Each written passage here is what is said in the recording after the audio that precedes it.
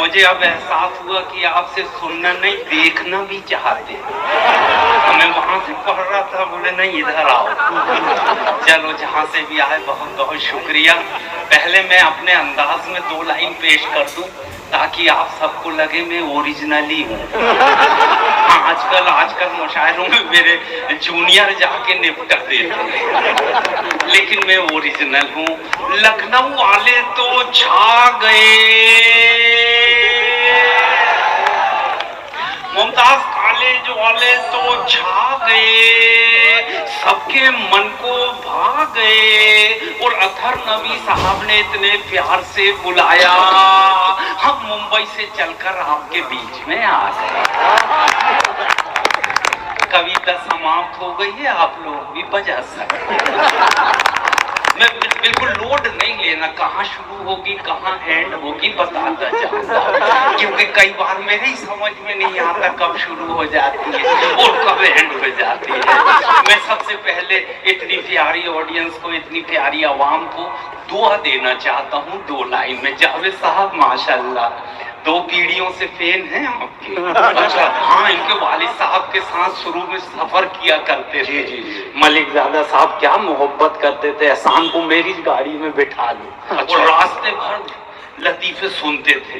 बेहद उनकी दुआएं इतनी मिली माशाल्लाह कि आपको तो दुआएं घर ही में मिली हैं, लेकिन अल्लाह उनको जन्नत नसीब करे।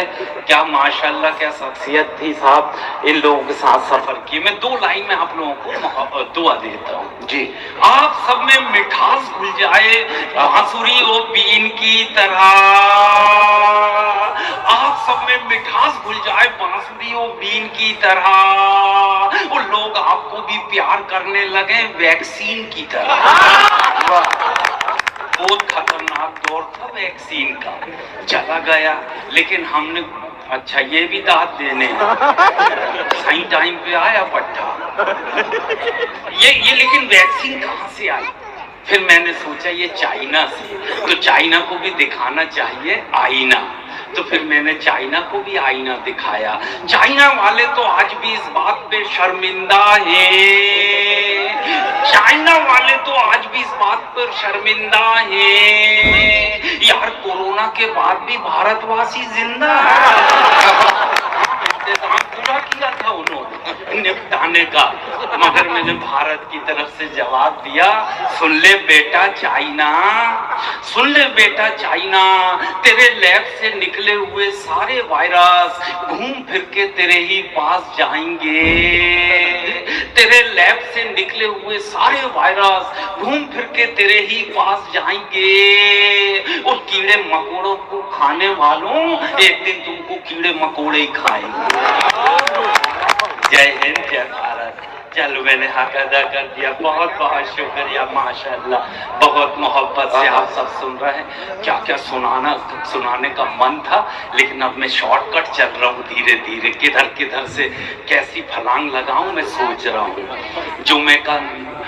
जुमे की नमाज पढ़ने का मौका मिला जी, तो हम गए बड़े इमाम बाड़ा में, हमने कही सबसे अच्छी मस्जिद है, पढ़ ली है। मौलाना साहब की तकरीर शुरू हुई, जो नेक काम करेंगे उसे जन्नत मिलेगी, जो बुरे काम मिलेंगे उसे जहन्नम, जहन्नम में सिर्फ आग आग आग, और जन्नत में क्या मिलेगा अब लिस्ट गिनाए। तो एक साहब बैठे थे मेरे बाजू, उनको हुक्का पीने का शौक था, वो बड़े गौर से लिस्ट सुन रहे हैं, हुक्के का जिक्र आता है कि नहीं। उन्होंने बताया जन्नत में मिलेंगी दूध की नदियां, शहद की नदियां, मेवा अखरोट बादाम, सोने चांदी के पर्वत, पूरी लिस्ट खत्म, हुक्के का जिक्र नहीं आया। वो बेचैन हो गए। नमाज के बाद वो सीढ़ी पे बैठ गए, जैसे इमाम साहब बाहर आए तो 2 लाइन में उनने पूछे। एक नवाब साहब ने पूछा, मौलवी साहब क्या जन्नत में हुक्का पीने का इंतजाम है? अब जवाब सुनना, क्या जन्नत में हुक्का पीने का इंतजाम है? मौलाना साहब बोले हुक्का तो मिल जाएगा, मगर जहन्नम से आग लाना तुम्हारा काम। करंट लेने तो वहीं जाना पड़ेगा, वो जो जाएगा वो वापस नहीं आएगा। बहुत अच्छा शहर लखनऊ, हमने तो बचपन से ही सुने थे कि वहाँ का चिकन बहुत फेमस है, जिसे खा भी सकते हैं और पहन भी सकते हैं। मुस्कुराइए कि आप लखनऊ में हैं। इतने तहजीब और तमीज के साथ आप लोगों ने इस्तकबाल किया, इतना अच्छा लग रहा है। हजरतगंज में होली के उत्सव में आ गया भाईजान मेरा इस्तकबाल। उस दिन पूरा कौन कौन सी नाइट थी, ऑर्केस्ट्रा लगी थी, मेरा इस्तकबाल करने 6 लड़कियां आई पत्तों की ड्रेस पहन के और भाला बर्छा हाथ में लेके, झिंगी लाला हूँ, झिंगी लाला हूँ, आदिवासी बन के आ गई। तो मैंने फिर 4 लाइन सुनाया उनको। मैंने कहा फैशन की मारी बालाओं, यानी कि लैला मजनू की खालाओं। फैशन की मारी बालाओं, लैला मजनू की खालाओं, पत्तों की ड्रेस पहनना छोड़ दो, वरना ये जमाने वाले तुम्हारी नई सोच को पुराना मोड़ देंगे। और उस वक्त क्या करोगी जब निशादगंज वाले तुम्हारे पीछे बकरा बकरी छोड़ देंगे। मगर आपकी ये तहजीब तमीज हमको बहुत अच्छी लगी माशाल्लाह। इतनी सारी चीजें सोच के आया था मगर वक्त कम होते जा रहा है। बहुत दिनों में तो हमको मंजर साहब नजर आए माशाल्लाह। पूरी रात सुनते थे इनको 5 घंटे। कहाँ है अथर नबी साहब, इनको तो एक अकेले ही बुलाया करो। ताहिर फराज और ये दोनों बैठ जाएं तो समझो सेहरा यहीं से करके जाएं। हाँ अवतार से भिड़ा दें तो सेहरा तक यही दोनों सुना दे। लेकिन थोड़ा सा वक्त आप दोनों का हम ले रहे हैं, माफ करना। बहुत सारी बातें आपसे करनी है। देखो हमको लोग सवाल करते हैं भाईजान कि ये तुमको ये अंदाज कहाँ से मिला। मैं कहा हमारे दादा मरहूम ने सिखाया। हम 6 साल के थे तो बोले जरा बेटा ऐसा हुनर दूंगा पूरी जिंदगी कमाएगा। मैंने कहा सुनाओ दादा। बोले अब ये टोन सीख, इतना मीठा बोलिए। मैंने कहा दादा इतना लंबा बोलना पड़ा। बोले बेटा जितना लंबा खींचेगा पेमेंट उतना ही लंबा बोलेगा। तो मैंने कहा सिखाओ दादा सिखाओ। तो ये दादा ने सिखाया हमारी ये टोन, इतना मीठा बोलिए जम के झगड़ा हुए, पर उससे कभी ना बोलिए जो आपसे तगड़ा हो। तो हमने कहा दादा ऐसे ही करेंगे, कभी पंगा नहीं लेंगे और तगड़े लोगों से, इसलिए हम थोड़ा दूर बैठते हैं। दूसरी बात बताया बेटा 2 लोगों से जिंदगी में कभी पंगा मत लेना। मैं कहा दादा कौन कौन है। बोले एक तो ऊपर वाला और दूसरा डॉक्टर। मैं कहा क्यों दादा। बोले ऊपर वाला नाराज होता है तो डॉक्टर के पास भेजता है। हाँ, समझ गए तो हाँ ऊपर वाला नाराज होता है डॉक्टर के पास भेजता हूँ, वो डॉक्टर नाराज होता है तो ऊपर वाला। इसलिए महफिल में कोई डॉक्टर बैठे हो तो दूरी बनाए रहे, मैं उनसे पंगा नहीं ले।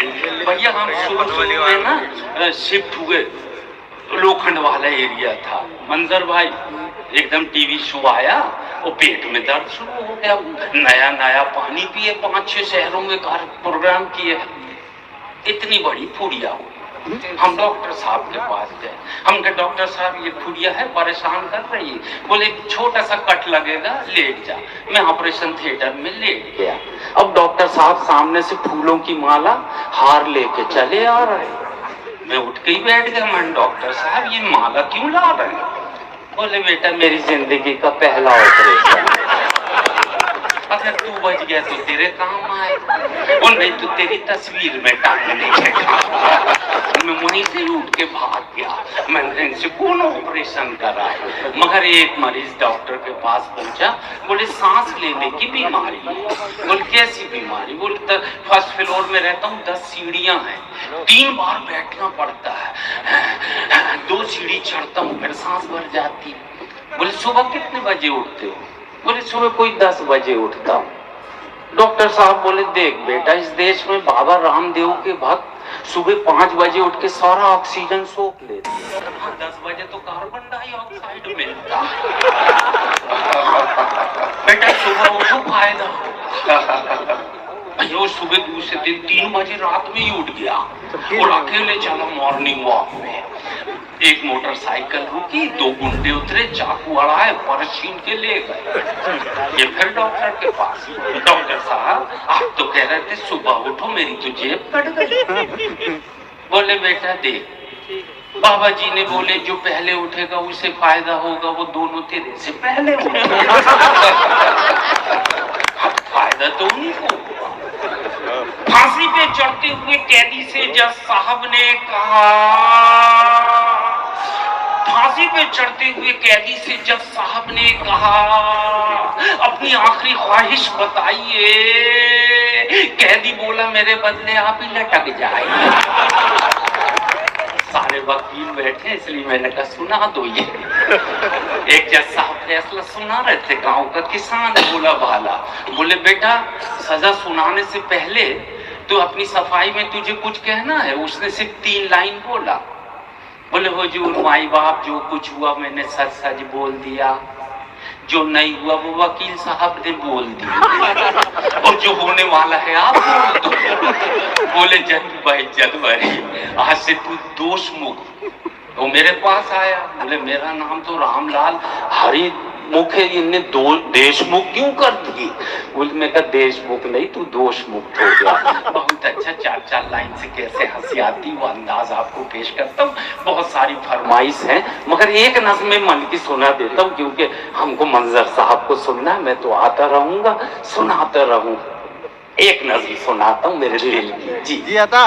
डॉक्टर बोला मरीज से तरीके और तमीज से, डॉक्टर बोला मरीज से तरीके और तमीज से, अगर रहना चाहते हो अगर बिताना चाहते हो खुशगवार जिंदगी तो ये डॉक्टर बोला मरीज से तरीके और तमीज से, अगर चाहते हो खुशगवार जिंदगी जीना तो ये दवाई ले जाओ और दिन में 5 बार पीना। अगर चाहते हो खुशगवार जिंदगी जीना तो ये दवाई ले जाओ दिन में 5 बार पीना। मरीज था टुन और भी टुन हो गया, थोड़ी देर में उसका दिमाग सुन्न हो गया। अचानक गफलत की नींद से जागा, बॉटल गले में टांगा और सरपट भागा। अब बेमकसद बेमायने सड़कों पर घूमता है, दवाई पीता नहीं बस दिन में 5 बार।